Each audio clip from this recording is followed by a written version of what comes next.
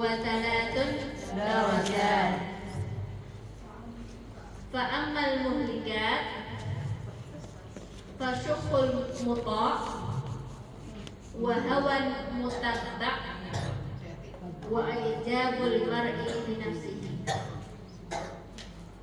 Ya, kita bahas dulu yang tadi. Salatun muhlikat, salatun munajjiyat, salatun kafarat, wa salatun darajat. Ada 3 yang membinasakan. Muhlikat, halaka itu binasa. Jadi ada 3 yang membinasakan, ada 3 bencana. Salatun munajjiyat, ada 3 yang menyelamatkan. Wa salatun kafarat, dan ada 3 yang menghapuskan dosa. Kafarah itu kafaratul dzunub, penggugur dosa-dosa. Wa salatun darajat, dan ada 3 yang mengangkat derajat atau mengangkat derajat yang tinggi. Fa ammal muhlikat, ya, sedangkan yang membinasakan ada 3 tadi kan. Fa syukhun muta', ya, syukhun muta'. Ini kayaknya saya nggak lurus ini. Syukh itu sebenarnya pelit, muta' ditaati, wa hawan mutabba', dan hawa nafsu yang diikuti, wa i'jabul mar'i bi nafsihi, orang yang ujub terhadap dirinya, kagum terhadap dirinya sendiri. Wa ammal munajjiyat, sedangkan yang menyelamatkan,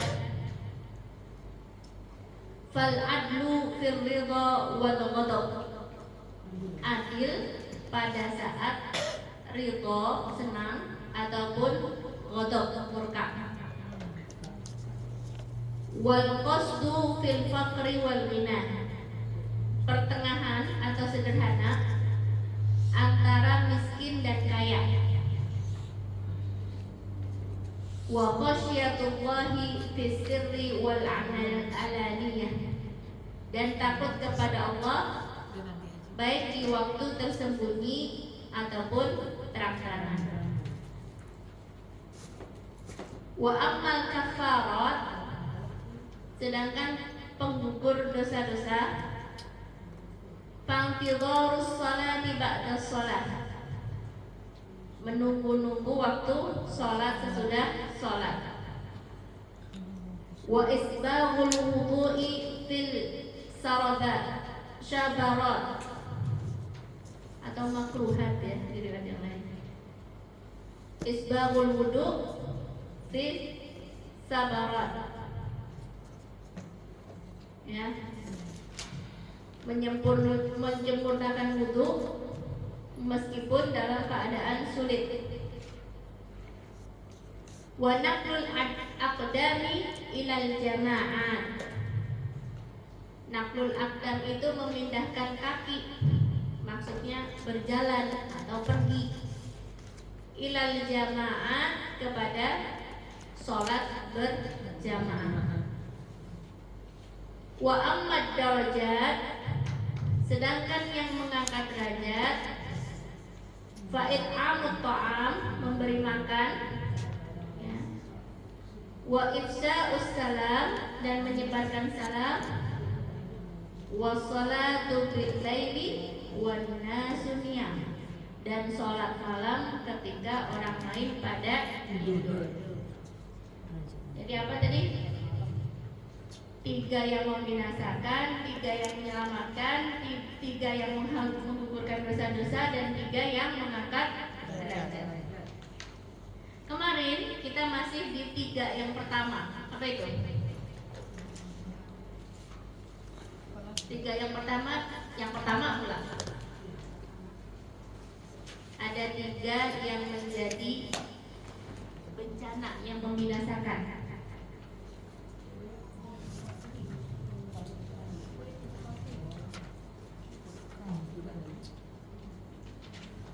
syuhun mutok. Syuh itu sebenarnya Bu dari bahasanya adalah kikir, kikir, pelit. Mutok ditaati, kekikiran yang ditaati. Jadi udah dibahas kemarin. Yang kedua, hawan mutabba. Hawan mutabba yaitu hawa nafsu, mutabba diikuti. Hawan mutabba artinya hawa nafsu yang diikuti. Pertanyaan, nafsu itu apa? Kemauan. Keinginan. Keinginan. Ya. Kemauan. Keinginan itu iradah atau ham? Keinginan untuk. Nafsu. Hah? Iradah itu namanya keinginan.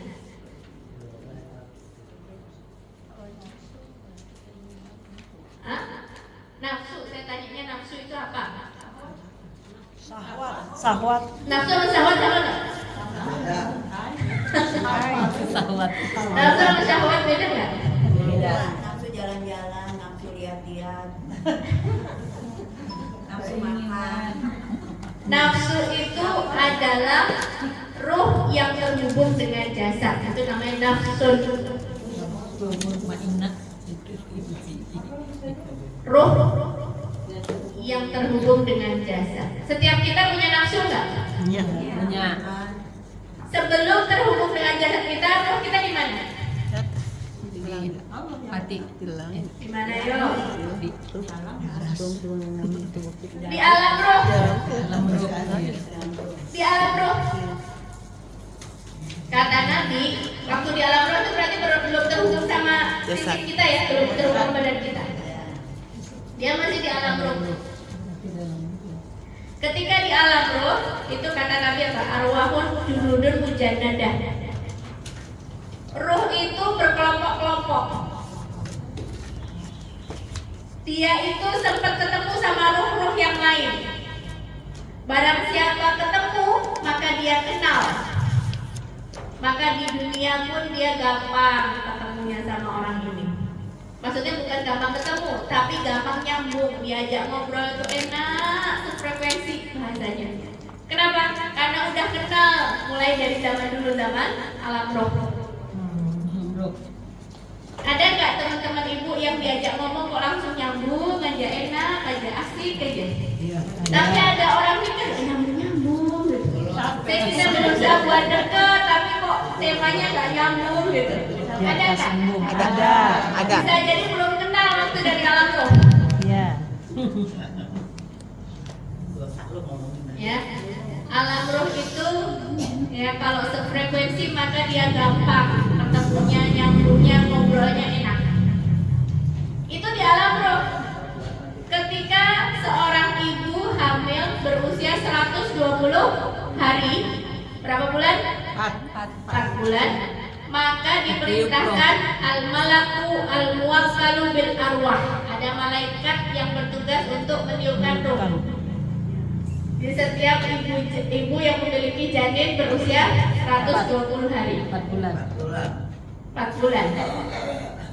Kemudian diperintahkan untuk meniupkan ruh. Jadi sebelumnya ada ruhnya nggak? Ada. Sebelumnya di alam ruh. Ditiupkan kepada janin itu sambil mencatatkan 4 hal. Bikat birizkihi wa ajalihi wa amalihi wa khairun amsaqin. Rizkinya, ajalnya, amal perbuatannya, dan jalan hidupnya apakah bahagia atau sengsara. Apa aja tadi nomor 1? Rizki. Rizki, amal, ajalnya, amal perbuatannya, dan ya bahagia dan sengsara jalan hidup. Jalan hidupnya apakah bahagia atau sengsara. Itu sudah dicatat Bu sama Allah. Makanya harus yakin dengan qada dan enggak, itu udah di alam rahim. Tadi alam roh, terus sekarang di alam Rahim. di perjalanan manusia ya, alam roh, terus alam rahim. Habis alam rahim, alam dunia. Alam dunia. Pada saat si bayi itu lahir ke dunia dengan membawa 4 hal tadi. Rizkinya sudah ditentukan, ajalnya sudah ditentukan. Amalnya gimana? Amalnya dia yang berbuat, ikhtiarnya dia, tapi amalannya itu Allah yang menciptakan. Contoh begini, ini ada air, misalkan, di sini ada susu, di sini ada racun. Aku tak tahu mana yang kau berikan padaku. Madu dan racun. Madu dan racun. Ibu diracun mau nggak? Di madu? Enggak. Di madu nggak mau diracun? Padahal manis madunya. Nah itu, kalau di madu nggak mau kalian. Ini ada madu, ini ada racun. Terserah kita. Jangan di madu, dikasih madu. Kita itu mau menjulurkan tangan ngambil yang ini atau ngambil yang ini. Tapi ketika melakukan itu adalah ciptaannya Allah. Pilihan-pilihannya kita. Pilihan-pilihannya kita. Makanya pilihan itu bertanggung jawab atas pilihan. Ibu, kita seringnya milihnya yang jelek, ya kan? Misalkan ada buah, ada gorengan, kita pilihnya apa? Gorengan. Kenapa? Enak kan? Kita pilih gorengan, tapi begitu kita batuk, kita bilang apa? Ini aku batuk karena takdir Allah. Kenapa kamu gak milih yang sehat? Ketika kamu sudah sehat, kamu bilang aku sehat karena takdir Allah. Biasanya gak bilang begitu tuh kalau sehat. Kalau orang sehat gak bilang aku sehat gara-gara takdir Allah, bukan. Tapi kalau sakit bilangnya aku sakit gara-gara takdir Allah. Kenapa kamu milih yang jelek terus kamu nyalahin Allah? Kenapa kamu gak milih yang baik kemudian kamu bilang ini takdir dari Allah? Itu loh manusia tuh begitu. Jadi tidak ada pencipta lain selain Allah. Pertanyaan, apakah Allah menciptakan keburukan? Iya. Yang bilang iya katakan. Apakah semua ciptaan Allah itu baik? Iya. Apakah Allah menciptakan keburukan? Tidak. Ada keburukan nggak di dunia ini? Siapa yang menciptakan? Manusia. Dari perbuatan manusia sendiri, tapi sudah ditakdirkan amal baik dan kebaikan Ada dan amal keburukan baik ada. sama buruk. Ya. Jadi keburukan itu Dari ya perbuatan tetap ada, gitu ya. Sebabnya gara-gara tangannya manusia. Tapi yang menciptakan itu siapa? Tetap Allah. Karena tidak ada pencipta lain selain Allah. Contoh apa? Kata ulama apa? Apa keburukan yang diciptakan oleh Allah? Neraka.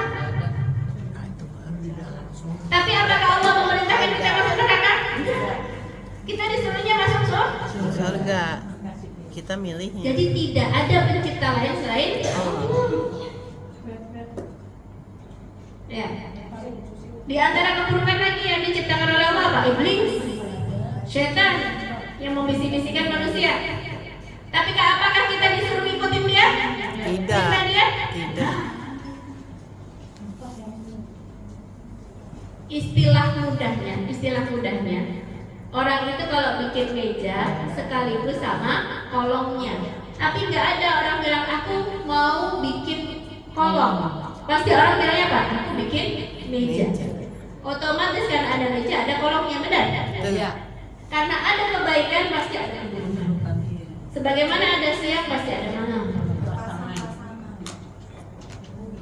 Sebagaimana ada akhlak yang terpuji, ada juga akhlak yang tercela. Tapi kita nggak disuruh ikut akhlak yang tercela ini, disuruh ikut yang supaya berbeda mana yang baik, mana yang buruk. Ya Bu? Ya. Karena ada meja, otomatis ada kolomnya. Jadi ada di atas, ada di bawah. Supaya beda mana yang di atas, mana yang di bawah. Kalau enggak, apa bedanya yang di atas sama yang di bawah? Jadi Allah pun menciptakan keburukan, tapi tidak memerintahkan kita untuk melakukan keburukan itu.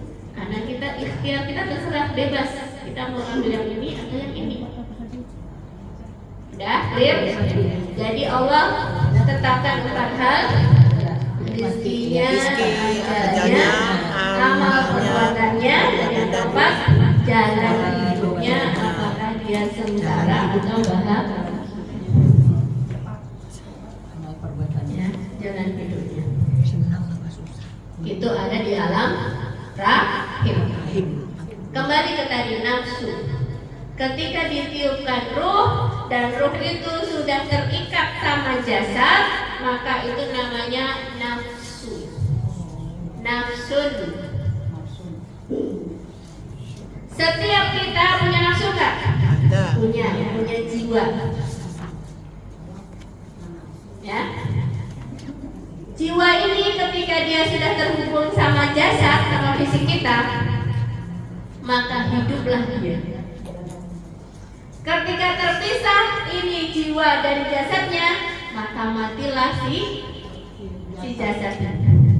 Ketika si jasad ini terhubung dengan ruh, maka dia hidup. Ketika terpisah ruh dari jasad, maka dia mati. Jadi yang menyebabkan hidup itu ruh. Yang menyebabkan hidup kita adalah ruh ataupun nafsu tadi. Jadi nggak disebut nafsu ketika dia terpisah masih di alam ruh, nggak disebut nafsu, disebutnya roh. Ketika sudah di sini disebut roh juga boleh, tapi juga disebut juga nafsu. Ketika sudah terhubung sama jasad,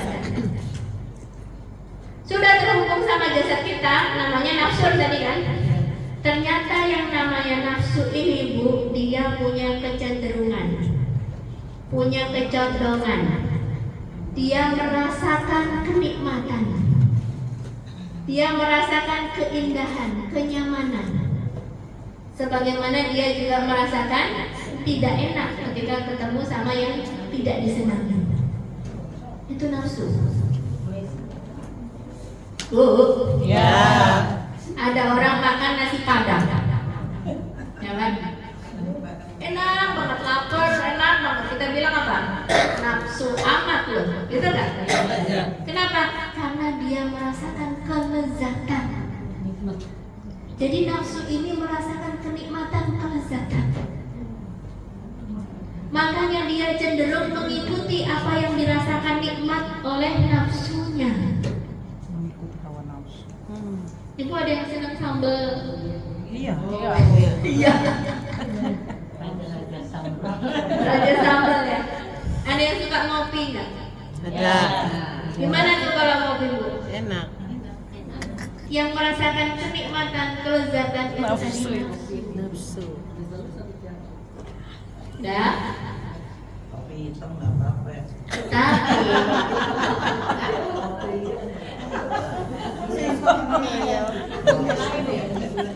Tapi Bu, Ya. nafsu itu kalau dia senang yang halal ya halal. Kalau senang yang haram ya haram. Gimana caranya biar senangnya kita sama yang halal? Makanya ulama bilang itu apa yang namanya nafsu itu jihadul akbar, jihad yang besar itu melawan hawa nafsunya sendiri. Kenapa? Karena dia punya kecenderungan, dia merasakan kenikmatan kepada yang disenangi. Sulit mau bilang tidak sama nafsu kalau dia udah mencintai. Melawannya sulit. Melawannya susah. Jadi yang mencintai perkara itu nafsunya udah, setannya udah duduk aja.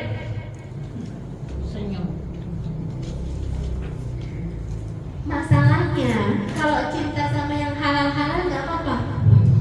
Kalau cintanya sama yang haram itu berbahaya.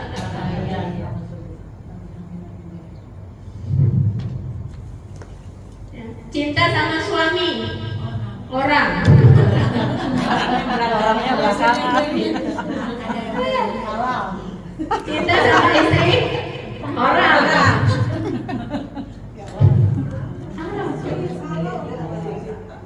Makanya ada doanya apa? Allahumma kfini bihalalika an haramika wa aghnini bi fadlika amman siwa. Ya, bareng-bareng. Allahumma fini bi halalika an haramika wa aghnini bi fadlika amman siwa. Ya Allah, cukupkan aku dengan yang halal-halal darimu. Cukupkan aku dengan yang halal-halal darimu. Makanan yang halal cukup. Makanan yang kita miliki cukup. Kita nggak pingin sama makanan yang haram. Kita nggak pingin makanan punyanya orang. Nggak pingin hartanya orang. Apalagi suami haram.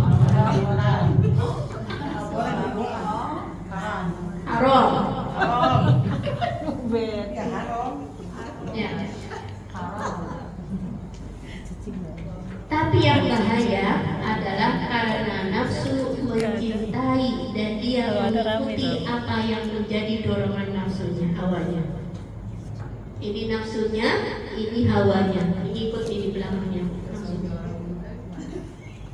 Bu?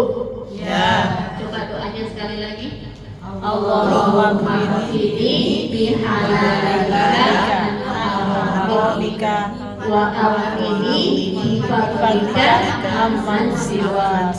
Ya Allah, cukupkan aku dengan yang halal-halal darimu, dari yang haram, dan wa awini kayakan aku atau cukupkan aku bifadlika dengan keutamaan darimu,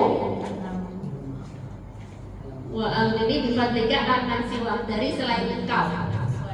Tapi itu ada yang menyampaikan bahwa itu dibaca setiap hari Jumat itu.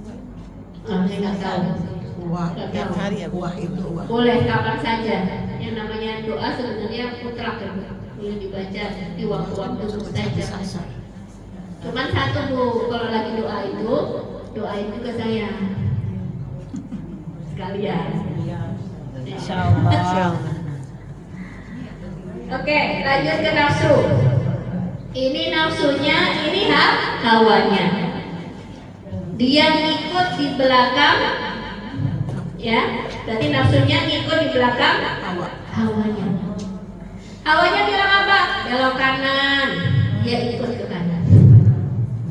Hawanya bilang apa? Belok kiri, dia nggak bisa, dia nggak punya kemampuan kecuali ngikutin hawanya. Ya. Nah, kalau belok kanannya haram atau belok kirinya haram, dia harus melawan hawanya.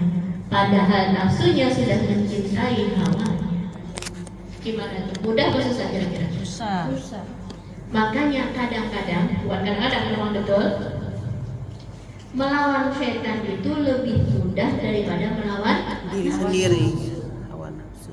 Kalau setan kita bilang a'udzubillahi minasyaitonir rajim, dia itu bersembunyi, suaranya mengecil. Nanti datang lagi. Ya, nanti datang lagi. Kita tahu lagi. Ada lagi. Ya. Tapi kalau nafsu yang dia ada di dalam diri kita, gimana ngelawannya? Jiwa yang ada di dalam diri kita yang mencintainya, gimana ngelawannya? Tersiksa, benar gak? Bu, Ya. yang kompak bilang iya. Tapi subhanallah, kalau kita bisa melawan hawa nafsu kita, sebagaimana kata Nabi, menjadi orang yang cerdas. Dalam hadis dikatakan al-kayyisu man dana nafsah. Orang yang cerdas adalah orang yang mau mandana nafsah, yang mau mengevaluasi diri. Orang yang cerdas adalah yang mau mengevaluasi diri. Bu? Ya. Evaluasi Diri. Ada waktunya kita diam, kita berpikir yang aku lakukan ini sudah benar atau belum ya? Ya. Gitu, evaluasi diri. Merenung ya Bu. Ya, Muhasabah. muhasabah. Yang aku kerjakan ini sudah benar lillahi ta'ala apa enggak ya? Kenapa kalau dipuji sama orang kok aku semangat ya? Kenapa kalau dicela sama orang kok aku jadi males ya? Siut. Jadi dia berusaha mengoreksi. Kenapa aku kalau sedekah di depan orang lebih ringan ya daripada Sendiri. itu adalah orang yang mau mengevaluasi diri. Ketika dikritik sama orang, enak apa enggak Bu? Bu, Ya. dikasih kritik sama orang enak apa enggak? Ya. Kritik bukan kritik. Kritik. Kalau yang enak yang enggak. Kalau dikasih kritik enak apa enggak? Enak. Kalau dikasih kritik Belum tentu. Tergantung kritiknya. Kritik juga tergantung. bedanya coba pik sama pik. Kalau dikasih kritik Mau. mau minta lagi. Kalau dikasih kritik Enggak. Belum tentu. biasanya berat ya. Berat. Padahal thariqah ataupun cara untuk kita bisa mengevaluasi diri adalah itu. Mau nggak diajarin? Ya.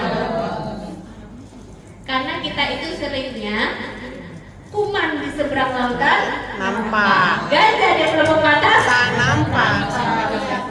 Matanya ketutup gajah. Gak lihat nggak kelihatan. Padahal di pelupuk mata. Begitu gede nggak kelihatan. Oh si Fulan itu kalau nyuci nggak bersih. Oh iya. Oh si Fulan itu kalau nyetrika nggak rapi. Oh si Fulan itu kelihatan aibnya orang. Tapi kalau aibnya diri sendiri apa? Tidak kelihatan. Maka kunci dari muhasabah nafs, muhasabah ya, evaluasi diri itu kalau ingin berhasil adalah punya kemampuan untuk melihat aib-aib diri. Kalau dia nggak punya kemampuan untuk melihat aib-aib diri, nggak bisa.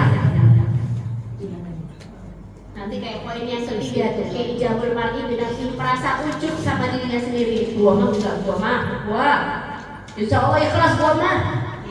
Ikhlas ngomong. Kenapa nggak mau evaluasi diri? Jadi ada orang-orang yang tertutup.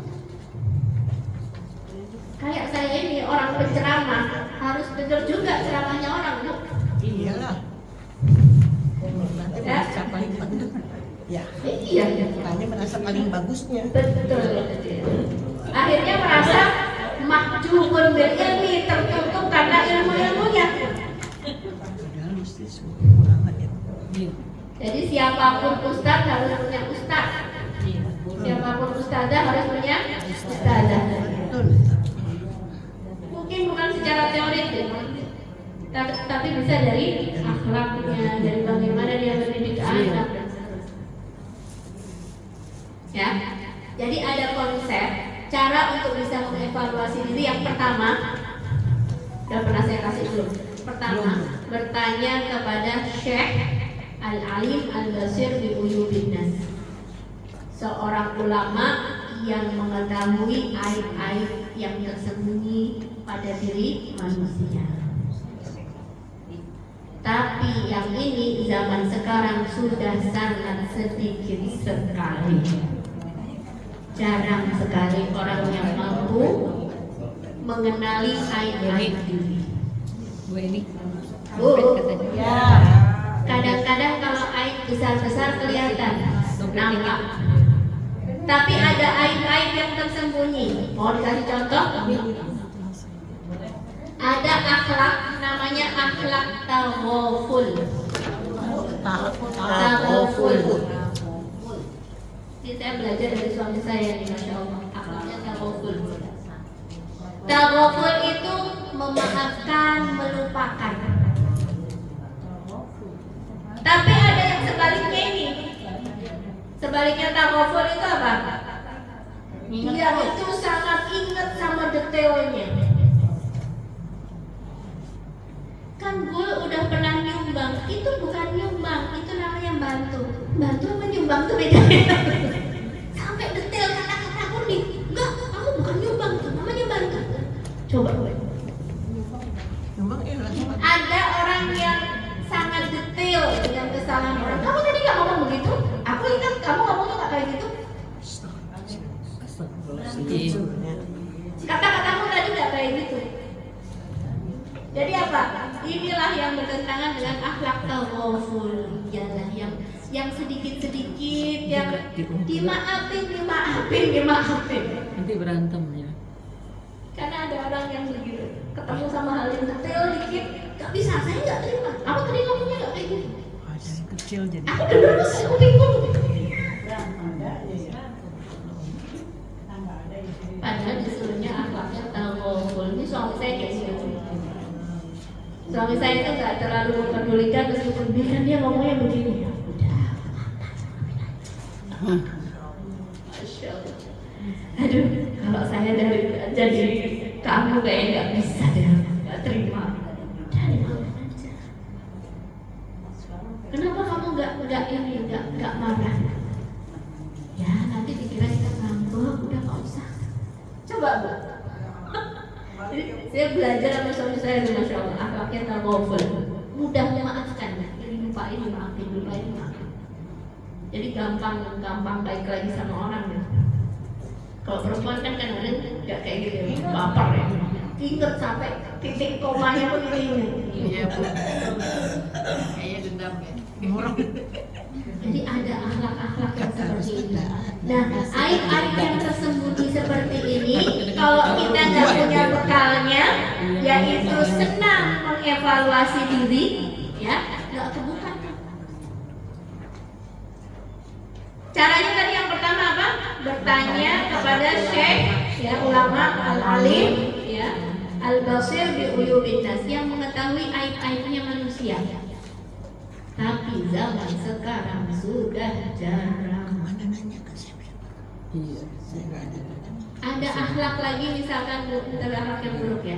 Namanya hubbud duhur. Hubbud duhur. Hubbud duhur itu senang tampil, suka eksis. Dia harus berbeda dari yang lainnya. Padahal ciri-ciri keikhlasan adalah apa? Menyembunyikan amalan-amalan. Bukan berarti kita nggak bisa pamerin, kita bisa pamerin. Cuman apa? Takut Allah nggak ridho kalau kita over. Sama nggak dengan yang Mirip-mirip gitu. Tapi ini kan saya contohnya kan aib-aib yang tersembunyi. Kalau akhlak yang kelihatan, misalkan akhlak jujur dalam berbicara, sopan santun, itu kan kelihatan. Tapi dengan akhlak-akhlak yang tersembunyi itu loh yang kita pingin gali lagi. Kita sudah punya akhlak seperti itu enggak? Senang memaafkan, melupakan, gitu kan? Ya, pura-pura bodoh gitu, dengan aibnya orang. Tapi katanya nggak bodoh sekali. Oh Ya? jadi ini Nah itu dia. nggak bodoh sekali kata saya. ya bodo amat. Bodo amat. Ya, kalau senang tampil, senang jadi orang yang pertama, senang jadi pusat perhatian, ya, Bu. Ya. Saya juga dinasihatin sama suami saya apa tentang akhlak tawadu. Nah itu. Tawadu itu menerima meskipun kita ditreatment sama orang tidak sepantasnya. Contoh nih, ustazah harusnya duduknya di depan, dikasih kursi, disebut namanya al-mukarramah. Nah itu. Keren. Tapi ketika nggak di treatment seperti itu, nggak apa-apa, nerima. Kenapa? Karena memang bukan tujuannya mau diangkat-angkat. Ya. Nggak peduli dia diangkat-angkat sama orang itu. Popularitas. Jadi ada apa? Ada penyakit, meskipun itu kecil ya, disebut sombong enggak, tapi begitu di treatment nggak semestinya nggak terima juga. Ya sama dong. Ya Bu. Ya. Ya. Jadi ada akhlak-akhlak yang lembut, yang yuk kita pelajarin yuk. Ya, meskipun di treatment sama orang tidak semestinya, dia tidak marah, dia tidak kecewa. Bisa nggak kita begitu? Belajar. Ya, kayak Abu Bakar, dia yang bantuin, dia yang dermawan, dianya disikapi tidak baik, ya ada masalah. Soalnya ulu nggak ada ya. Kalau sedih sedikit boleh nggak? Hah? Sedih. Makanya itu tadi ya. Ketika nggak dipuji, dia nggak untung. Ketika dicela dia nggak untung. Ketika dipuji dia nggak terbang. Karena celaan sama pujian makhluk itu biasa-biasa aja bagi dia. Bisa jadi hari ini memuji, besok Celah. Akhir. selama Allah ridho. Ketika orang itu membenci atau mencintai, nggak ada masalah. Masya Allah. Ya Bu, Ya. itu akhlak-akhlak yang sebaiknya kita pelajari. Kita tahu dari mana ini? Dan tanya nomor 1 kepada Syekh Al-Alim Bi'uyubin yang tahu dengan aib-aibnya. Ya. Ada juga misalkan akhlak apa? Akhlak yang buruk ya. Itu senang menang-menangan debat. Ada yang begitu? Ya. Padahal bisa jadi yang nggak membalas debat itu dia lebih alim Debat. daripada yang Berdebat. Menghindari walaupun benar kan. ya, ada akhlak yang masya Allah yang harusnya kita juga pelajari dan menghiasi diri dalam hal itu. Ada akhlak yang saya amati di Mesir itu. Ada akhlak namanya izzah, menjaga kehormatan diri, iffah, menjaga kehormatan diri. Saya perhatikan kalau orang Indonesia pada umumnya, misalkan dia ngurus kartu kuliahnya, ya kan? Ini mahasiswinya, petugasnya bapak-bapak misalkan. Nanti itu biasanya kadang ada rayuannya, Pak, tolonglah, dengan bahasa kelas atau sedikit merayu begitu. Tapi ada akhlak yang masya Allah yang saya perhatikan di Mesir ya dari teman-teman saya itu ngurus kartu padahal dia terdesak, besok dia harus pergi dan nggak ada waktu lagi. Nggak bisa, ini udah tutup. Oh ya udah. Jadi tetap bermuamalah dengan orang itu tetap menghormati, tapi juga menjaga kehormatan diri.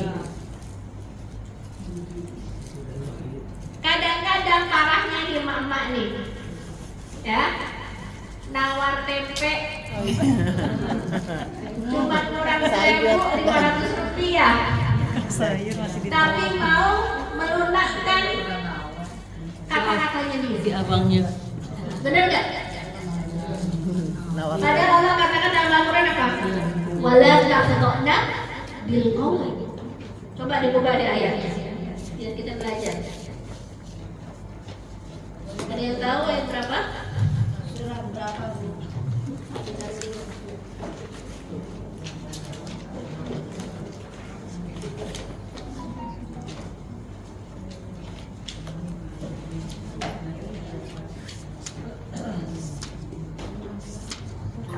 Quran surah Ahzab ayat 32. Salah satu buka terjemahannya. Surah berapa?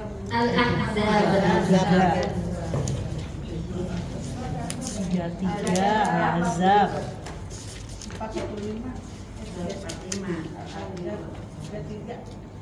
Ayatnya ayat berapa? 32. Ayat Zab.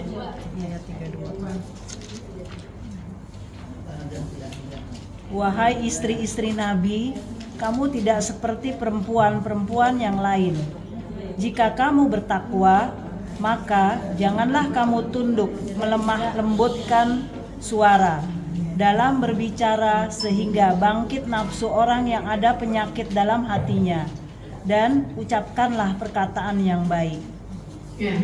Jadi di sini fala takhdha'na bil qaul. Jangan kamu apa? Melunakkan atau melembut-lembutkan. Manfaatnya. Jadi ada bahasa itu bahasa datar lurus. Ini dia bikin dia bikin dilembut-lembutin suaranya. Ya, dibikin Merajuk. ya gayanya lahnil qaul gitu ya. Jadi ada dayu-dayu. Dayu-dayu. maka apa? Akibatnya apa tadi? Wala tahzan bil qaul fayatmah, maka tamaklah, bangkitlah ketamakannya. Siapa? Alladzi fi qalbihi marad, yang di dalam hatinya terdapat penyakit. Bagi orang yang dalam hatinya tidak terdapat penyakit, dia akan menjaga dirinya. Izah itu. Nggak ditangkepin nih cewek nih yang ngomongnya begitu. Tapi kalau sudah ada bibit penyakit dalam hatinya dia, maka apa? Bangkitlah ketamakannya. Pengen ngapain? Pengen balesin, pengen nimpalin, pengen ngerayu dan seterusnya. Tuh kan akibatnya. Ketika bahasanya didayu-dayu, maka responnya adalah kalau di dalam hatinya terdapat penyakit, maka bangkitlah ketamakannya untuk selanjutnya. Ya, itu termasuk akhlak yang saya amati dari Mesir. Jadi tetap menjaga kehormatannya, mintalah dengan menjaga kehormatan dirinya. Ngurus, minta dispensasi boleh, tapi enggak dengan cara merayu-rayu. Tolonglah, bantulah, Cah bagus, Cah ayu, ya. Jadi tidak seperti itu. Oke, yang pertama adalah meminta pendapat kepada Syekh alim. Yang kedua, bertanya kepada teman. Bu, Ya. Semangat. bertanya kepada teman. Dulu zaman kuliah, saya pegang HP. HP baru pertama kali punya HP itu Bu, dikirimin dari Indonesia. Ya kan? Terus akhirnya lama-lama seringan megang HP daripada megang Quran. Teman saya yang ingetin. Kok kayaknya sekarang semenjak pegang HP, ya punya HP, jadi sering megang HP daripada megang Quran. Padahal dipegang juga Qurannya, tapi nasihat teman itu sungguh berharga luar biasa.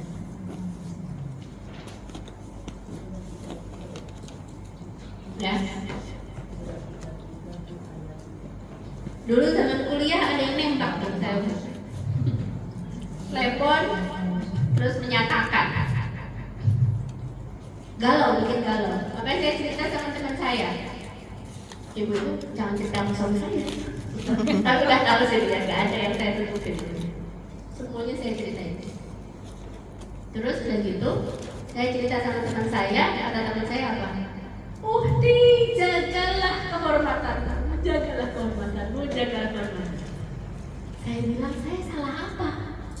Saya kan tidak salah apa-apa, saya cuma nyatat telepon, orang yang menyatakan, saya nggak apa-apa. Tapi nasihat teman ini saya kenal sampai saat ini, Bu. Alhamdulillah saya punya teman kayak gini.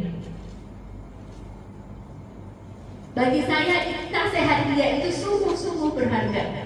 Meskipun pada saat itu saya kan nggak salah, kan yang salah yang sono. Saya kan cuma ngangkat telepon mendengarkan, saya pun nggak merespon. Saya nggak kenal pun, nggak mau kenalan pun gitu. Tapi teman saya apa? Ngajarin saya, kamu jaga kehormatanmu, kamu harus jaga ifahmu, kamu harus memelihara kehormatanmu, kamu harus menundukkan pandanganmu, kamu harus. Iya, saya bilang iya, insya Allah doakan saya. Jadi mungkin pada saat kita dinasihatin sama teman kita, lu salah apa? Mungkin cuma curhat sebenarnya. Kadang-kadang orang curhat pengennya dapat apa? Pembelaan kan? Ya lu kagak salah. Tapi bagi teman saya yang dua tadi itu menasehati saya, itulah ternyata yang saya butuhkan. Ternyata itulah yang saya butuhkan. Saya tenang sampai saat ini. Alhamdulillah saya punya teman-teman yang luar biasa yang mengingatkan saya. Itu teman. Ada lagi namanya teman hidup ya Bu. Siapa tuh?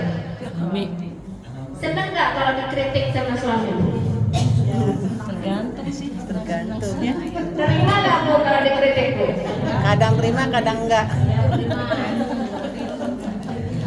Iya kan. Dan sebaik-baik teman adalah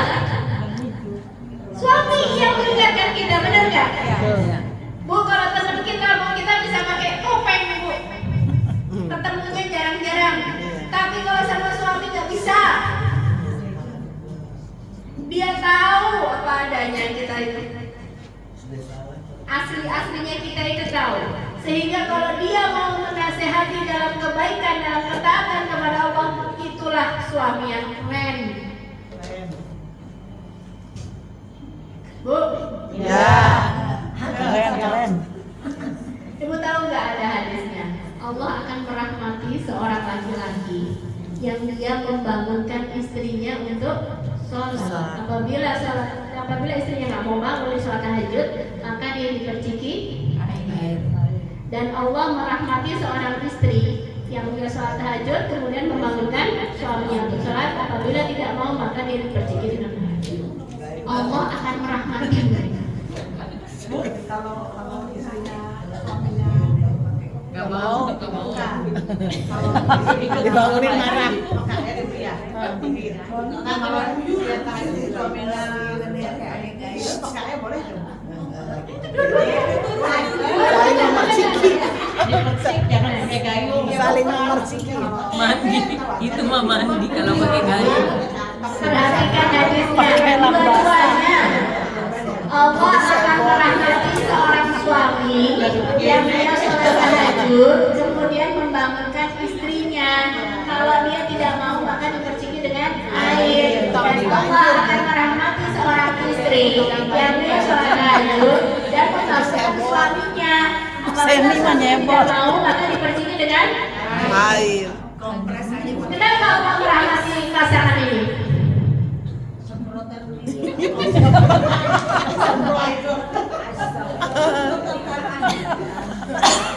Siapa baik perempuan jadi kreatif spontan segala macam.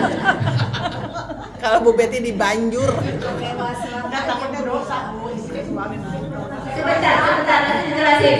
Bu, kenapa Allah merahmati ini orang, pasangan ini? Mengingatkan Karena kebaikan. ini keluarga sudah keluarga amar ma'ruf nahi munkar. Saling menasehati. Masya Allah. Karena apa? Kalau seandainya salah satu sholat aja borok-borok, ya kan? Ya. Bisa tercapai nggak ini? Enggak, Nah, Mungkin ini tahajud tuh. berarti udah. Jadi udah di level ini menjadi keluarga yang keluarga tauladan. Kalau bukan sahaja. Dan dia kalau diperciki nggak terima, marah kan? Besok diperciki lagi nggak? Jangan, berantem kan? Tapi kalau sudah ada keinginan nasihat-menasehati, kalau aku nggak kebangun saya dipercikin aja. Ya tadi memang dipercikin. Dalam kebaikan. Karena apa? Karena sudah saling amar ma'ruf nahi. Makanya Allah akan merahmati dia. Nah kalau sholatnya bolong-bolong mana mungkin? Sholat tahajud dibangunin nggak mungkin lah. 5 waktu aja udah sholat. Syukur. Tingkat tinggi udah. Pantes Allah akan merahmati pasangan. Jadi terjadi saling nasihat menasehati karena Allah. Setelah menikah, suami saya itu bilang dulu sebelum menikah doanya apa? Allahumma rzuqni zaujatan salihatan tu'inuni ala ta'atik wa tu'ifuni an ma'siyatik. Setelah kawin baru diceritain kalau dia doanya begitu. Apa doanya? Allahumma rzuqni, ya Allah berikan rezeki kepadaku zaujatan salihatan, istri yang salihah, tu'inuni ala ta'atik, yang menolongku dalam ketaatan kepadamu, wa tu'ifuni an maksiatik, dan menjadikan aku ifah dari bermaksiat kepadamu. Minta jodoh itu. Itu sebelum menikah. Allahumma rzuqni, Allah berikan rezeki kepadaku. Setelah menikah, Allahumma ij'al zaujati zaujatan salihatan tu'inuni ala ta'atik wa tu'ifuni an maksiatik. Ya Allah, jadikan istriku adalah istri yang salihah, yang menolong aku dalam ketaatan kepadamu dan mencegahku dari bermaksiat kepadamu. Itulah fungsi suami dan istri, menolong dalam ketaatan kepada Allah dan menghalangi dari bermaksiat. doa istri. Keren kan? Doa istri sama aja. Akhirnya saya hafalin juga Suami gara-gara Ustadz dia ya Bu ya. cerita. Kenapa? Suami Ustadz. Ustazah istri, suaminya Ustaz. Iya lah, kalau Ustadz nggak bisa baca gitu. Ibu suaminya Ustaz nggak Bu katanya? Iya benar. Saya ketemu di Mesir. Iya sama-sama di Mesir. Dia S2, Satu kuliah di Mesir. hadir. Saya S1. Dia S2, mau tahu aja ceritanya. Kepo, kepo. Berbagi cerita Ustaz. Kalau Terus habis saya S2, Orang biasa Bu pinter gitu. ya, kita nggak pernah jumpa di Mesir, tapi dicoblangin makan rakyat. Coblangin. Yang melawak. Ta'arufan. Jadi pertama kali ketemu dia pada saat melamar itu. Datang ke rumah, datang ke rumah. Saya udah dapat apa namanya CV-nya, gitu kan, keluarganya, gitu. Ta'aruf ya. Jadi saya pengen itu sekali langsung, pengennya. Karena saya nggak percaya. Kenapa? Saya lihat. lihat lah, Lihat kan dikasih fotonya. masih dikasih foto. Kalau nggak save dikembaliin boleh. Kan istiqoroh dulu. Mau lagi taruh. Udah laku. Telat. Istiqoroh Ada bironya ya, Bang ya. Ada biro jodohnya ya, Bang. Biro jodoh. Kakak kelas aja. Kakak kelas. Kalau Media ya. Kalau doa istri Bu, Hah? doa istri. Saya mau doa. Istri, makanya ini mau lanjutin ibu sih ya. Kalau tadi kan doa suami Allahumma ja'al zaujati. Nah, kalau doanya istri Allahumma ja'al zauji zaujan salihan yu'inuni ala ta'atik wa yu'ifuni an nafsiyatik. Ya Allah, jadikan suamiku adalah suami yang soleh, yang menolong aku dalam ketaatan kepadamu dan mencegah aku dari bermaksiat kepada Allahumma ja'al, ya Allahumma ja'al Allahumma zauji zaujan salihan yu'inuni ala ta'atik wa yu'ifuni an maksiatik. Allahumma ja'al zauji zaujan salihan yu'inuni ala ta'atik wa yu'ifuni an maksiatik.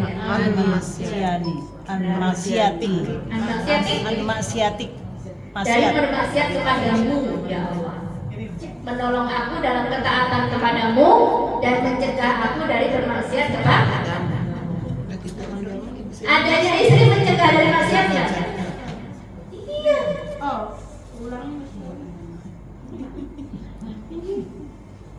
Ya, nanti dikirim deh. Pakai bahasa Indonesia, pakai bahasa Indonesia juga boleh. Doa pakai apa aja boleh. Iya.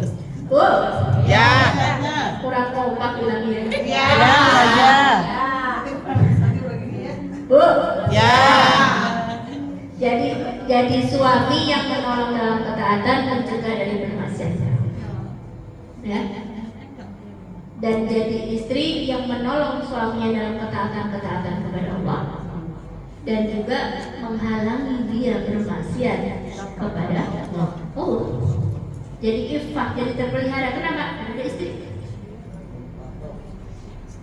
Ya. Jadi fungsinya suami istri itu menambah ketaatan dan mencegah bermaksiat. Itulah seharusnya yang kita lakukan. Makanya kalau dapat nasihat, ya Bu, dapat nasihat dari pasangan, dari suami, dari istri, harusnya apa? Karena dia tahu dalam-dalamnya kita berterima kasih. Karena dia tahu dalam-dalamnya kita, asli-aslinya kita itu dia tahu. Benar nggak? Ya. Ya. Jadi yang kedua adalah bertanya kepada teman, karena teman yang baik adalah teman tanasuh yang saling menasehati. Kemarin udah dijelasin 3 tingkatan ukhuwah. Benar? Lupa nih dulu. 3 tingkatan ukhuwah diantaranya apa? At-tanasuh, saling menasihati. Ibu tahu nggak? An-nasihah itu apa artinya? Nasihat itu apa? Memberikan saran yang baik. Bukan petuah. Nasihat itu artinya apa? Iradatu khair lil mansuhin lahu. Mengharapkan kebaikan kepada yang mendapatkan nasihat. Tanasuh itu kan saling menasihati. Itu aslinya. Jadi bukan harus ceramah, harus petuah, enggak. Kita mengharapkan kebaikan untuk yang mendapatkan nasihat.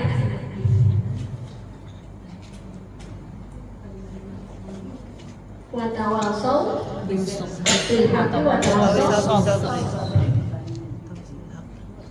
Jadi bertanya kepada teman nomor 2. Nomor 3, Bu. Bertanya kepada musuh. Tadi kan teman nih. Teman tuh orang loyal sama kita ya. Yang ketiga itu bertanya atau memperhatikan kritikan musuh. Memperhatikan kritikan musuh. Emang punya musuh, Bu? Enggak pula. Maksudnya musuh di sini bukan yang kita berantem sama dia, bukan. Pasti ada yang nggak suka sama kita, bener nggak? Itu maksudnya. Ya. Yang nggak suka sama kita tuh, dia ngomong kita apa? Ngomongin di belakang. Dia mah kebanyakan ngomong, kerja kagak. Nah itu kritikan. Kalau kita sukanya apa sama teman kita nggak usah didengerin, dia memang musuh dulu.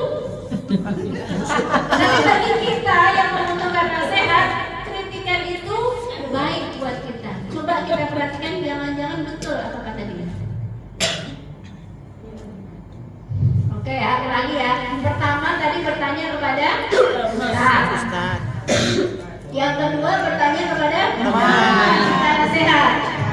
Nah ini lebih enak daripada nomor 3. Teman. Memperhatikan ucapannya musuh.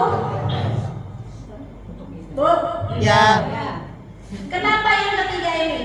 Kenapa yang ketiga kamu memperhatikan perkataannya musuh atau kritikannya musuh? Dia lebih. Karena musuh itu adalah yang paling menemukan aib-aib kita. Oh, dicari. Karena kita seringnya nggak kelihatan sama aib sendiri, maka perhatikan musuhmu bilang apa. Ah, lu mah ngomong doang, kerja kagak. Jangan-jangan itu betul yang berada. Jujur. Ah, lu mah kalau datang telatan. Jangan-jangan betul itu kritikan buat. Karena kita nggak melihat itu. Tapi kalau musuh kita apa? Mampu menemukan keburukan-keburukan kita. Emang yang dicari. Tapi Kita kadang-kadang pengennya apa tadi? Menemukan Ada. aib diri kan? Nah, itu kita Perasaan rasain. kita kali, tapi sebetulnya benar. Iya kan? Meskipun nggak semuanya Mas betul. Obat.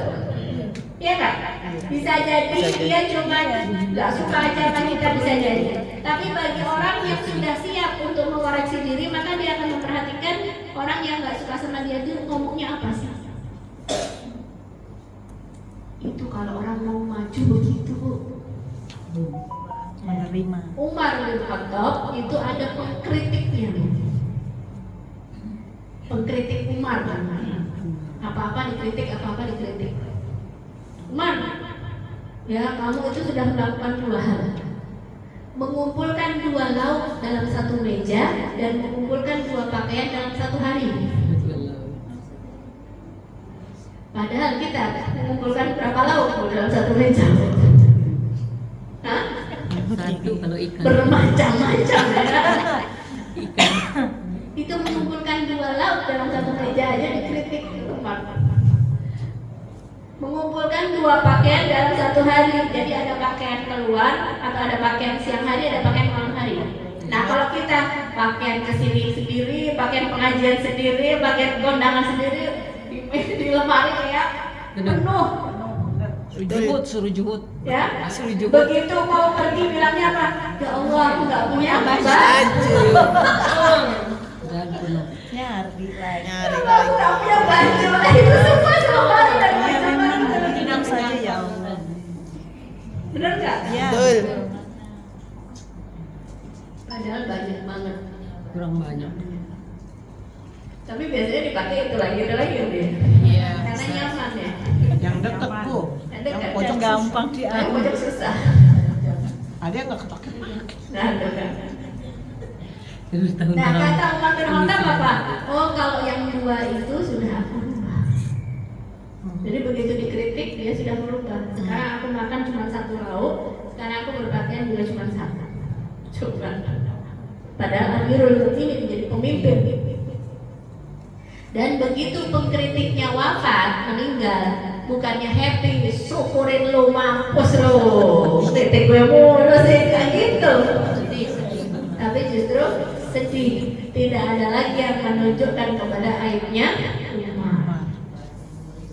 Itu yang ketiga, yang keempat sekarang.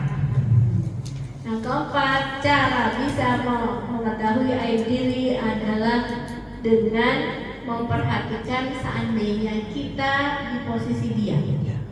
Memposisikan. Seandainya kita di posisi dia. Contoh ya, yang positif. Kita melihat seorang anak yang berbakti kepada orang tua. Seandainya kita di posisi dia, apakah iya kita akan melakukan hal yang sama? Apa kayak gitu? Apakah segitunya? Atau misalkan orang tua yang merawat anaknya, meskipun anaknya itu perlu dirawat siang malam, ya. Kalau kita di posisi dia, apakah kita melakukan itu atau sebaliknya? belum tentu. Nah, itu yang positif. Yang negatif juga ada orang, ya, dikatain apa, terus dia balasnya apa.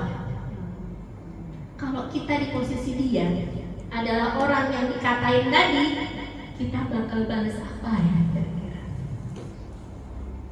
Apakah kita akan merespon dengan hal yang sama? Atau enggak? Atau kita bisa memaafkan? Atau kita bisa melupakan? Ya. Jadi yang negatif itu juga kita jadi cermin. Kita bakal kayak gitu nggak sih kira-kira? Jadi jangan ukurin diri sendiri. Iya. Ya. Pernah diangkut waktu itu, angkot udah lama. Yang ada yang bilang tentang kebaikan atau berbakti kepada orang tua. Kemudian si supir angkot itu, aku udah dianggap mati sama ibu.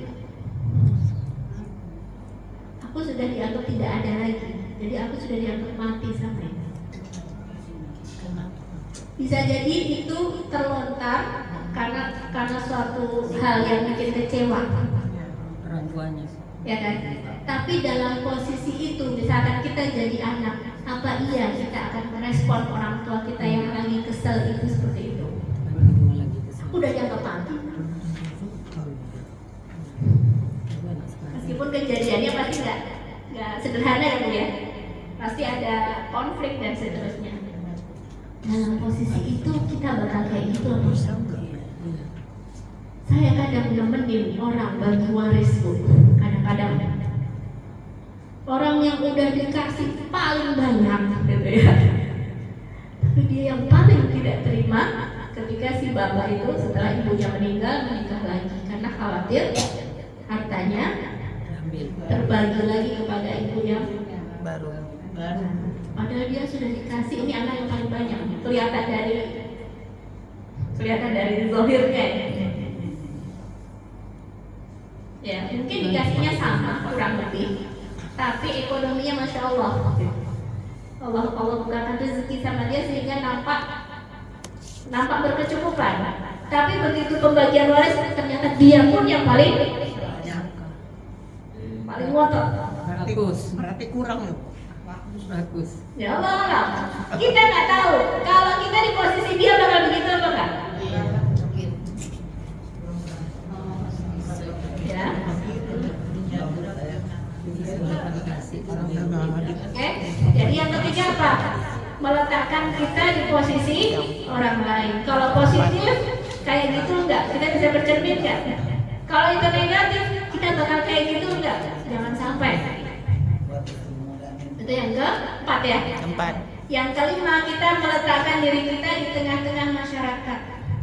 Karena biasanya urufnya orang yang beriman itu kurang lebih sama. kebiasaannya, adatnya. Orang-orang bersikap apa? Oh, orang-orang misalkan peduli sama orang yang sakit, orang tua yang sakit, atau orang meninggal, maka kita turut serta. Kita letakkan diri kita di tengah-tengah masyarakat itu. Kita kayak gitu juga apa enggak? Itu cara menemukan aib-aib di diri. Jadi ladaina raghbah, ya, liislahin nafsi. Kita memiliki kecintaan untuk memperbaiki diri kita. Kalau nggak kayak gitu, kebuka nggak aibnya, Bu? Enggak, kayak teori. Ibu tahu pelajaran PMP, PPKN, ya kan? Pilihlah salah satu di bawah ini, ya, sifat atau moral yang sesuai dengan Pancasila. Kita pilih yang paling bagus, benar nggak? Yang paling bagus yang mana kita pilih. Tapi apakah yang kita pilih itu kita terapkan dalam kehidupan kita? Tentu. Sikap manakah di bawah ini yang menjaga kebersihan? A. Membuang di selokan. B. Membuang sembarangan. C. Kita pilihnya gampang. Pilih yang paling bagus pasti benar. Tapi apakah teori itu setelah kita ketahui pasti bisa kita terapkan? Belum tentu. Perlu proses. Yang pertama, kenali dulu kekurangan kita, kemudian bagaimana caranya akhlak itu nempel kepada diri kita. Kalau teori mah gampang, tapi untuk nempel menjadi akhlak itu perlu proses. Bu, Ya. kalau ingin mendidik seseorang, misalkan mendidik anak, porsi paling besar itu bukan nasihat. Nasihat itu porsinya paling sedikit. Nah, kamu begini, nasihatnya lebih panjang. Porsi yang paling besar adalah ketauladanan. Contoh, bukan kata-kata. Kalau teori,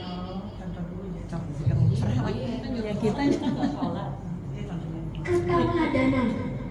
Ketauladanan itu porsinya harus jauh lebih besar daripada nasihat-nasihat kita, ujangan-ujangan kita kepada anak kita.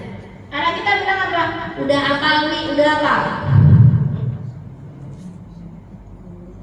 Jadi ketauladanan itu lebih penting. Dan tidak ada tarbiyah pendidikan tanpa ketauladanan. Makanya kita nggak cuma butuh teks, kita juga butuh guru yang mencontohkan. Kalau ketemu sama guru itu berbeda dengan baca buku, Bu. Ya, baca buku oke. Tapi kalau ketemu sama guru berinteraksi, maka kita kelihatan sorot matanya, kita melihat semangatnya, kita melihat adabnya. Bertanya. Benar nggak? Makanya zaman dulu apa? Ketika Imam Malik disuruh untuk belajar kepada Rabi'ah gurunya, bukan?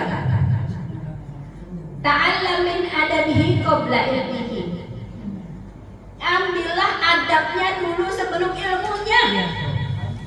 Ambillah adabnya dulu sebelum ilmunya. Sebentar belajar ya, tapi adab. Bu, Ya. jangan kebalikan. Ya.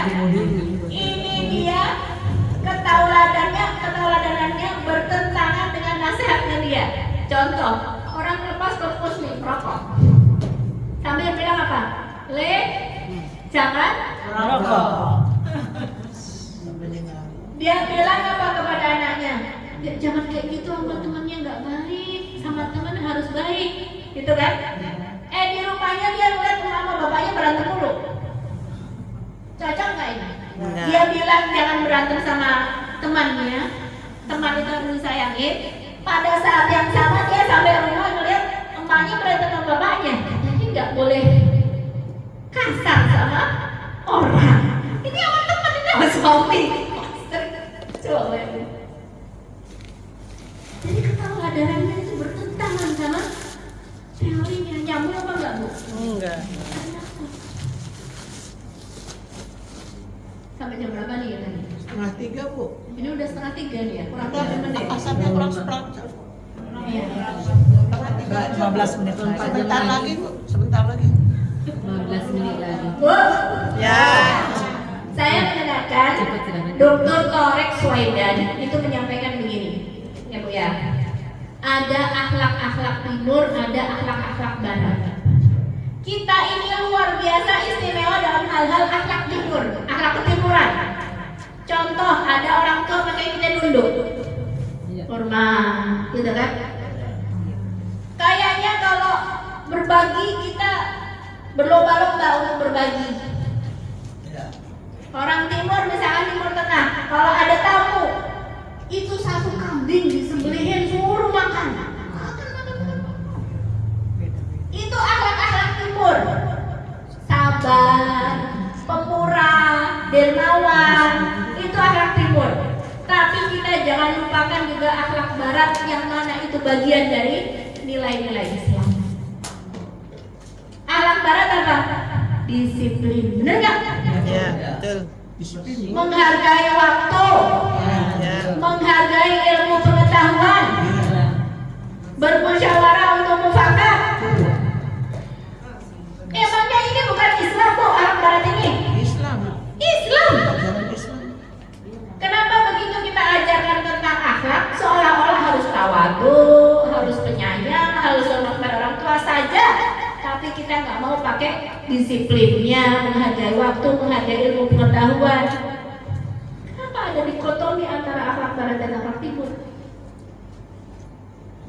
Bukan akhlak barat yang buruk ya, pergaulan bebas dan sebagainya, kita tentu nggak setuju.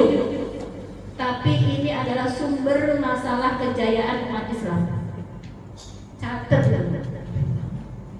Tidak boleh ada dikotomi antara ilmu pengetahuan umum dengan ilmu pengetahuan agama. Semuanya itu ilmu Allah, agama semua. Terakhir, saya mau cerita tentang Raja Hirohito. Siapa itu? Jepang. Kaisar Hirohito. Kaisar. Jepang. Kaisar Jepang. Kaisar. Kaisar itu pada saat terjadi bom Hiroshima Nagasaki, dia mengumumkan lewat PR-nya dia, radionya dia, bahwasanya kali ini dia menyerah kepada sekutu. Padahal kalimat menyerah itu bagi orang Jepang apa? Haram. Lebih baik apa? Arab diri. Lebih baik aku bunuh diri daripada harus menyerah kepada sekutu. Tapi setelah Hiroshima Nagasaki diancam sama sekutu, besok istana kaisar. Pada saat itu dia mengambil keputusan untuk menyerah dan tersadar bahwasanya yang dia kejar selama ini salah. Coba kita refleksikan sama diri kita. Dia mau jadi penguasa dunia, menang-menangan perang. Padahal dia bilang apa? Berapa jumlah guru? Ajudannya bilang begini, kenapa nanya guru? Kita itu masih bisa kok jaga kaisar. Kaisar tidak akan tergores. Kita akan tetap bela. Kita nggak perlu tenaga dari guru. Bukan, saya bukan masalah itu. Masalahnya bukan itu. Masalahnya apa? Masalahnya adalah kita tidak mau mempelajari tentang bom atom. Kita kalah karena kita bukan bangsa yang mau belajar. Di mana kita pada saat mereka berhasil bikin bom atom, kita lagi ngapain? Kita lagi perluasan wilayah, penjajahan. Itu namanya pemimpin yang cerdas karena tahu, oh renslanya salah. Sekarang pertanyaan, misalkan kita ambil garis startnya sama nih, sama-sama Agustus 1945. Iya. Itu bom atomnya 15, kita 17 Agustus dah. Iya. Beda 2 hari. Ya Bu? Ya. Kira-kira nyampe ke finishnya duluan siapa? Jepang apa Indonesia? Jepang. Dia udah sampai jadi negara Kita baru. maju, kita masih begini. Kalau ditanya, yang miskin umat, yang bodoh umat, Islam. yang suku pendek umat, Islam. yang suka berpecah belah umat, Islam. yang suka berantem sendiri, Islam. yang baperan. Islam. Kita harus sadar kita ini salah. Betul. Kita harus menguasai ilmu pengetahuan. Nah, ini saya titipkan kegelisahan kepada ibu-ibu semuanya, biar semakin semangat lagi, semakin belajar lagi, dan sampaikan kepada anak cucu kita, tidak boleh ada dikotomi antara ilmu pengetahuan dan ilmu umum, supaya menjadi khairul ummah, umat yang terbaik, yang memang Allah katakan dalam Al-Quran, kuntum khairu ummah. Itu saja dari saya. Mudah-mudahan tidak puas sehingga gelisah, jadi belajar lagi. Kita akhiri dengan istighfar.